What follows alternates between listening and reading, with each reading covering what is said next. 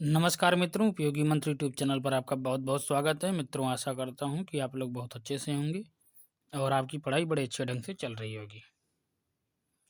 मित्रों, इस वीडियो में हम लोग उत्तर प्रदेश पुलिस भर्ती का प्रीवियस ईयर का क्वेश्चन पेपर देखेंगे। कांस्टेबल भर्ती परीक्षा 2018 का 19 जून 2018 को द्वितीय पाली का ये प्रश्न पत्र है। तो चलिए वीडियो शुरू करते हैं। पहला प्रश्न है, a better India a better world पुस्तक के लेखक कौन हैं? तो NR नारायण मूर्ति, ऑप्शन नंबर बी सही हो जाएगा। इन्होंने ये पुस्तक लिखी है। अगला प्रश्न, ये 2018 का करंट अफेयर्स का क्वेश्चन है, इसको हम लोग स्किप कर देते हैं। अगला प्रश्न देखते हैं, फ़ारेनहाइट में जल का क्वथनांक कितना होता है? तो ये होता है 212 फ़ारेनहाइट, ऑप्शन नंबर बी सही हो जाएगा। अगला प्रश्न है, निम्न में कौन सी बागान फसल नहीं है? तो कॉफ़ी है, चाय है, काजू है, लेकिन मोटे अनाज ये बागवानी फसल नहीं है। तो ऑप्शन नंबर डी सही हो जाएगा। अगला प्रश्न देखते हैं, तूर दाल को अन्य किस नाम से जाना जाता है? यानी कि तूर को अरहर कहते हैं। अरहर की दाल को तूर की दाल कहा जाता है। अगला प्रश्न देखते हैं, किसका प्रयोग हवा के बल और वेग को मापने के लिए किया जाता है? तो इसको एनीमोमीटर कहते हैं। Option number D, option number D सही हो जाएगा। अगला प्रश्न देखते हैं, भारत में राष्ट्रीय हिंदी दिवस कब मनाया जाता है? तो भारत में राष्ट्रीय हिंदी दिवस 14 सितंबर को मनाया जाता है। ऑप्शन नंबर ए सही हो जाएगा। और क्यों मनाया जाता है? 14 सितंबर को ही 1949 में हिंदी को राजभाषा का दर्जा मिला था। अगला प्रश्न देखते हैं, मानव अधिकारों की सार्वभौम घोषणा का अनुच्छेद 6 किससे संबंधित है? तो ये संबंधित है कानून के समक्ष एक व्यक्ति के रूप में मान्यता का अधिकार। ऑप्शन नंबर ए सही हो जाएगा। अगला प्रश्न देखते हैं, नेशनल स्टॉक एक्सचेंज का मुख्यालय कहाँ है? तो नेशनल स्टॉक एक्सचेंज का मुख्यालय बम्बई में है। इसकी स्थापना 1992 में की गई थी। तो ऑप्शन नंबर सी सही हो जाएगा। अगला प्रश्न देखते हैं, ये भी 2018 का करंट अफेयर्स है। 2018 को केंद्र सरकार ने राष्ट्रीय वर्ष घोषित किया था। किसके लिए किया था? ये मोटे अनाजों के लिए किया था। तो ऑप्शन नंबर डी हो जाएगा। आप लेटेस्ट देख के जाना। अगला प्रश्न है, एक रंगा बिरंगा और मंत्रमुग्ध कर देने वाला मेला है जो प्रत्येक वर्ष उत्तर प्रदेश के मेरठ में होली के कुछ दिनों के बाद मनाया जाता है, उसको कौन सा मेला कहते हैं? नौचंदी मेला होता है। ऑप्शन नंबर बी सही हो जाएगा, नौचंदी मेला। अगला प्रश्न देखते हैं, एंटीबायोटिक पेनिसिलिन की खोज किसने की थी? तो अलेक्जेंडर फ्लेमिंग ने किया था। और 1945 में फ्लेमिंग को मेडिसिन का नोबेल पुरस्कार भी मिला था। तो ऑप्शन नंबर बी सही हो जाएगा। भारतीय संविधान की कौन सी सूची भारतीय गणराज्य की आधिकारिक भाषाओं की सूची प्रदान करती है? यानी कि भाषाएं किस अनुसूची में है, कहने का तात्पर्य है। तो 8वीं अनुसूची में है। ऑप्शन नंबर डी सही हो जाएगा। और इसमें जो है टोटल 22 भाषाएं हैं इस समय। अगला प्रश्न देखते हैं, किसकी नियुक्ति भारत के राष्ट्रपति द्वारा नहीं की जाती है? तो ये उच्चतम न्यायालय के न्यायाधीश की जाती है, लेकिन महाधिवक्ता जो होता है इसकी नियुक्ति राज्यपाल करता है। ये प्रदेश में होता है महाधिवक्ता। और केंद्र स्तर पर महान्यायवादी होता है अटॉर्नी जनरल। और स्टेट लेवल पे एडवोकेट जनरल यानी कि महाधिवक्ता। तो इसकी नियुक्ति राष्ट्रपति द्वारा नहीं की जाती है। अगला प्रश्न देखते हैं, पहले भारतीय राज्य का नाम बताइए जिसके प्रत्येक परिवार को कम से कम एक सदस्य के पास बैंक खाता है। ये है केरल।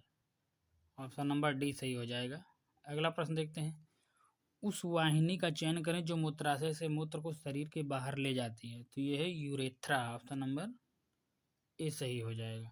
अगला प्रश्न है, राष्ट्रीय शिक्षा दिवस प्रत्येक वर्ष किस तिथि को मनाया जाता है? 11 नवंबर को।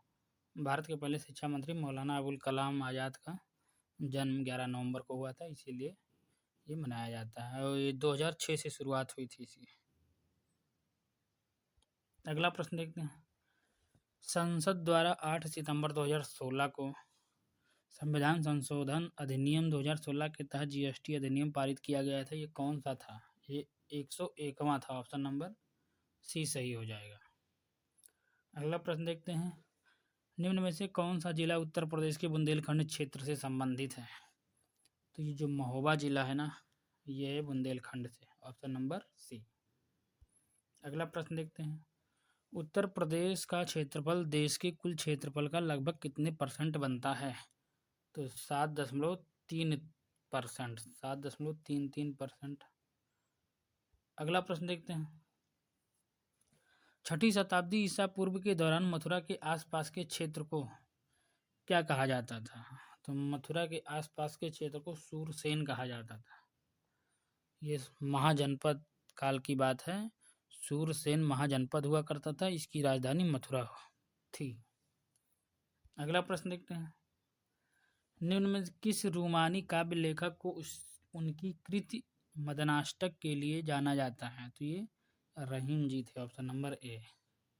Option number A. अगला प्रश्न है, उत्तर प्रदेश में पहली बार 1887 में प्रकाशित होने वाले दैनिक समाचार हिंदुस्तान के संपादक कौन थे? तो मदन मोहन मालवीय जी थे। ऑप्शन नंबर सी सही हो जाएगा। अगला प्रश्न है, उत्तर प्रदेश में किस वर्ष सभी सरकारी कार्यों के लिए हिंदी का प्रयोग करना कानूनी तौर पर अनिवार्य कर दिया गया था? तो ये 1968 था। Option number C. अगला प्रश्न, निम्न में से अकबर के दरबार के मुख्य चित्रकार कौन थे? तो मुख्य चित्रकार तो दसवंत थे। ऑप्शन नंबर सी सही हो जाएगा। अगला प्रश्न देखते हैं, फैजाबाद के एक प्रमुख संगीतकार थे जिन्होंने शास्त्रीय संगीत में टप्पा शैली का विकास किया, उनका क्या नाम था? तो मुस्तरी बाई। ऑप्शन नंबर ए सही हो जाएगा। अगला प्रश्न, निम्नलिखित में से बुंदेलखंड का लोकप्रिय लोकगीत कौन सा है? तो ये है आल्हा। ऑप्शन नंबर बी सही हो जाएगा। बुंदेलखंड का लोकप्रिय लोकगीत आल्हा है। अगला प्रश्न देखते हैं, निम्न में से कौन सी नदी भारत में ब्रह्म घाट पर करनाली नदी से जुड़ती है और घाघरा नदी बन जाती है? तो ये शारदा। Option number C. अगला प्रश्न देखते हैं, निम्न में से किस खनिज को पीला केक भी कहते हैं? तो पीला केक यूरेनियम को कहते हैं। Option number B. अगला प्रश्न, ये 2018 का करंट अफेयर है, इसको हम लोग स्किप करेंगे। अगला प्रश्न देखते हैं, राष्ट्रीय परीक्षण एजेंसी यानी कि एनटीए के पहले महानिदेशक के पद पर किसकी नियुक्ति हुई थी? तो ये थे विनीत जोशी। विनीत जोशी।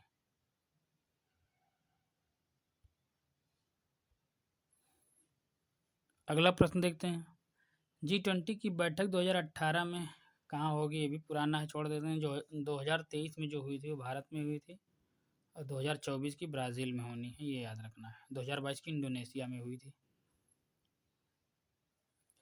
अगला प्रश्न, 1825 में वेदांता कॉलेज की स्थापना किसने की, जिसमें दोनों भारतीय अध्ययन और पाश्चात्य सामाजिक तथा भौतिक विज्ञान पाठ्यक्रम प्रस्तुत किया था? तो इसमें वेदांता कॉलेज की स्थापना राजा राम मोहन राय ने किया था। ऑप्शन नंबर बी सही होगा। अगला प्रश्न देखते हैं, निम्न में से किस देश को पहले सीलोन कहा जाता था? तो ये श्रीलंका का नाम था, इसको पहले सीलोन कहा जाता था। Option number B. अगला प्रश्न देखते हैं, 1869 में किस नहर के खुलने से भारत से यूरोप की दूरी 7000 किलोमीटर कम हो गई थी? तो ये सुएज नहर की बात हो रही है। Option number C. अगला प्रश्न देखते हैं, गणतंत्र दिवस 2018 की परेड के मुख्य अतिथियों में से एक मुख्य अतिथि कौन थे? तो ये जो है करंट अफेयर 2018 का क्वेश्चन है, इसको स्किप करेंगे। 2024 में गणतंत्र दिवस के मुख्य अतिथि कौन थे, ये याद करके जाना है, और ये थे फ्रांस के राष्ट्रपति इमैनुअल मैक्रों। अगला प्रश्न देखते हैं, निम्न में से किस ई कॉमर्स कंपनी ने खाद्य उत्पादों की बिक्री के लिए उत्तर प्रदेश सरकार के साथ एक समझौते पर हस्ताक्षर किए हैं? तो ये अमेजन इंडिया। अगला प्रश्न देखते हैं, निम्न में से कौन सा एक वैज्ञानिक होने के साथ साथ एक महान उद्योगपति भी थे जिन्होंने भारत में कई उद्योगों की स्थापना की? तो ये थे doctor Vikram Sarabhai. Option number C. Option number C. Video देखने के लिए बहुत बहुत धन्यवाद।